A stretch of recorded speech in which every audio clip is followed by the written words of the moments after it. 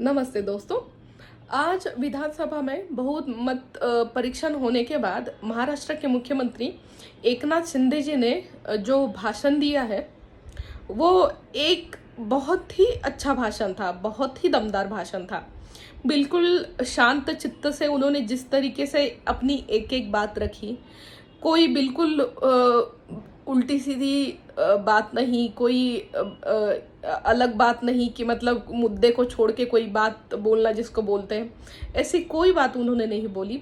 बहुत अच्छे तरीके में उन्होंने अपनी एक एक बात रखी और मुझे लगता है कि अब तक की जो एकनाथ शिंदे जी की एक इमेज थे एक नेता के तौर पे कि बड़े शांत चित्त आदमी है, ज़्यादा बोलते नहीं हैं, शांत चित्त वो वैसे भी है, पर जो एक परसेप्शन था कि ज़्यादा बोलते नहीं हैं, ज़्यादा एक्सप्रेसिव नहीं है।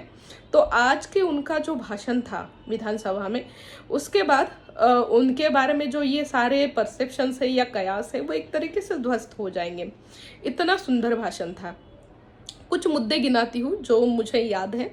जनरली उन्होंने अपने भाषण की जो शुरुआत है वही महाराष्ट्र का जो आराध्य दैवत है, महाराष्ट्र के भगवान जो है भगवान विट्ठल, माता तुळजा भवानी, महाराष्ट्र के जो आराध्य दैवत है राजे छत्रपति और शिवसेना के संस्थापक बाला साहेब ठाकरे और धर्मवीर आनंद दिघे जी, इन सबको याद करके ही उन्होंने अपने भाषण की शुरुआत की।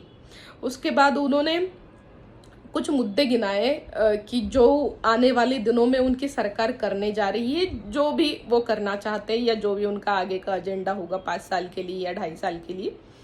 और कुछ तथ्यों पे, कुछ बातों पे वो भावनात्मक भी दिखे, जैसे कि 2000 के दौरान उनके 2 बच्चों की दुर्दैवी मृत्यु हो गई थी। शायद वो तैरने गए थे, छोटे थे बच्चे, और तैरते टाइम शायद उनकी डूब के मृत्यु हो गई थी। उस बात को याद करके भी वो भावुक दिखे, काफ़ी भावुक दिखे। उन्होंने बताया कि उस टाइम पे उनको लगा था कि अब मुझे जी के क्या करना है, मैं अंदर से पूरी तरह से टूट चुका था। और तब मुझे आनंद दिघे जी ने मार्गदर्शन किया कि नहीं, अभी तुम्हें खड़े होना है और आगे बढ़ना है, और शायद आज उनकी प्रेरणा से ही मैं यहाँ पे खड़ा हूँ, ऐसा उनका कहना था। उसके बाद उन्होंने बहुत सारी चीज़ें गिनाई। उन्होंने कहा कि महाराष्ट्र में ये जो शेतकरी आत्महत्या होती है, किसानों की आत्महत्या होती है, उस पे हमारी सरकार कार्य करने जा रही है। हमारी सरकार का लक्ष्य होगा कि महाराष्ट्र बिल्कुल किसान आत्महत्या में बिल्कुल ज़ीरो हो जाए और कोई भी किसान यहाँ पे आत्महत्या ना करे।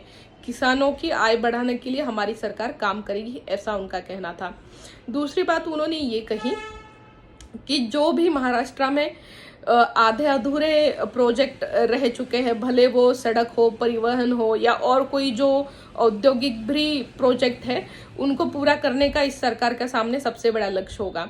और यहाँ पे एक बात मैं आपके ध्यान में ला दूँ कि ये जो सारे प्रकल्प थे जो 2019 से पहले देवेंद्र फडणवीस जी की जो सरकार थी 2014 से लेके 19 तक, बहुत सारे प्रकल्प ऐसे थे, प्रोजेक्ट ऐसे थे कि जिनमें आधा काम हो चुका था, आधे से थोड़ा ज़्यादा भी काम हो सकता है या कम काम हो सकता है, बट वो प्रोजेक्ट्स उस टाइम पे शुरू हो चुके थे बट आधे अधूरे रह गए थे। बाद में जब 2.5 साल उद्धव ठाकरे जी की सरकार रही तो बहुत सारी राजनीतिक बातें रहती है, उनके चलते शायद प्रकल्प पूरे नहीं हो पाए, प्रोजेक्ट्स पूरे नहीं हो पाए।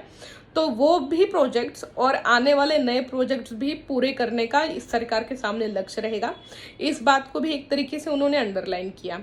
उसके बाद जो विरोधी पक्ष था, या जिसको ये कह सकते हैं कि महाविकास आघाड़ी सरकार के भी कुछ नेताओं के इस दौरान भाषण हो गए थे, तो उन्होंने भी अपने भाषणों में कुछ ऐसी मुश्किल बातें कही थी, मज़ेदार बातें कही थी, या एकनाथ शिंदे जी की सरकार किस तरीके से बनी, कैसे विधायकों ने अपनी विधायक किस तरीके से ये करके चले गए, वहाँ पे रिबेल होके चले गए, या किस तरीके से बगावत हुई शिवसेना में, इसको लेके भी जैसे अजीत पवार थे, भास्कर जाधव थे, या और भी जो नेता थे जिन्होंने भाषण दिए विरोधी खेमे में से, उनके भी हर बात को एकनाथ शिंदे जी ने बिल्कुल सविस्तर जवाब दिया, मतलब बिल्कुल डिटेल में उन्होंने जवाब दिया।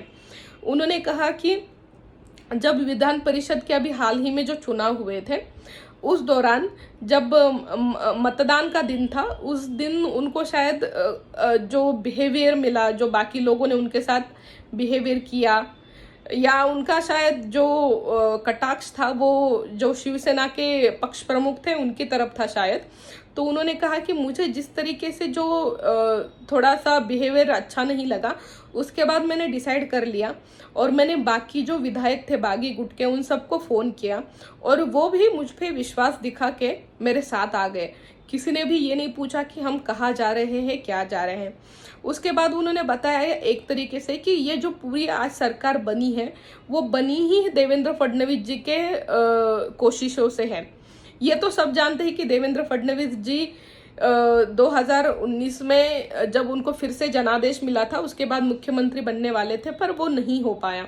तो तभी से बीजेपी महाराष्ट्र में कोशिश कर रही थी कि उनकी सरकार बन जाए, पर ऐसा नहीं हो पाया। तो एकनाथ शिंदे जी ने बताया कि मतलब इस सरकार बनने में और इस सरकार को पूरी तरह आकार देने में देवेंद्र फडणवीस जी का किस तरीके से हाथ है। आज भले ही वो उप मुख्यमंत्री हो और एकनाथ शिंदे जी मुख्यमंत्री हो, पर ये बात एक तरीके से सब लोग जानते हैं, ये कोई छुपी हुई बात नहीं है कि सरकार में अभी आगे की जो भी दिशा होगी या सरकार के जो भी कामकाज होंगे जनता को लेके, उसकी एक तरीके से जो रूपरेखा बनाई जाएगी, उसमें जो मेन रहेंगे वो देवेंद्र फडणवीस जी ही रहेंगे। क्योंकि एक तरीके से 5 साल पहले उन्होंने सक्सेसफुली एक सरकार चला के दिखाई है महाराष्ट्र में, और उनके अनुभव का एकनाथ शिंदे जी को बहुत बहुत ही ज़्यादा उपयोग होने वाला है। और एकनाथ शिंदे जी भी ये बात बहुत अच्छे से जानते हैं। उन्होंने पूरे भाषण के दौरान देवेंद्र फडणवीस जी का बार बार जिक्र किया और कहा कि कैसे देवेंद्र फडणवीस जी का गाइडेंस आज सभी को मिलता है। तो एक तरीके से इससे मुझे लगता है कि एकनाथ शिंदे जी ने आज का एक बहुत ही बेहतरीन भाषण दिया है और बहुत शांत चित्त से भाषण दिया है। कोई उन्होंने उल्टी सीधी टिप्पणी किसी पे नहीं की।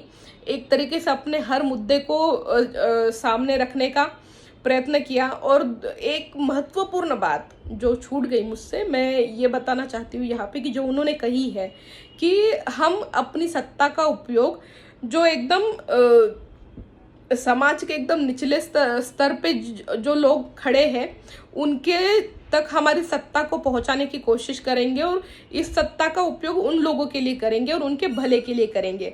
और इसमें याद रहे कि शिव सैनिक भी आते हैं। जो शिव सैनिक आज एकदम नीचे के पायदान पे है और जो खुद को उपेक्षित महसूस कर रहे हैं, उनके पास भी मेरी सरकार पहुंचने की कोशिश करेगी, ऐसा उनका कहना था। तो एक तरीके से उन्होंने एक बहुत ही सविस्तर रूप में भाषण दिया और बताया कि आगे की उनकी सरकार की रूपरेखा क्या होगी। तो मुझे ऐसा लगता है कि जिस तरीके का भाषण आज उन्होंने दिया है, भविष्य में एक बहुत अच्छे और संयमी नेता के रूप में वो सामने आने वाले हैं। और बाकी जिस तरीके से उनको देवेंद्र फडणवीस जी का गाइडेंस मिलने की बात वो कर रहे थे, मुझे लगता है कि दोनों मिलके महाराष्ट्र को आने वाले भविष्य में एक बहुत अच्छी सरकार देंगे। तो दोस्तों, आपको आज का मेरा ये विवेचन कैसा लगा मुझे कमेंट्स में ज़रूर बताइए। और मेरा ये चैनल अगर आपको अच्छा लगता है तो इसको प्लीज़ लाइक, शेयर और सब्सक्राइब ज़रूर करिए। धन्यवाद।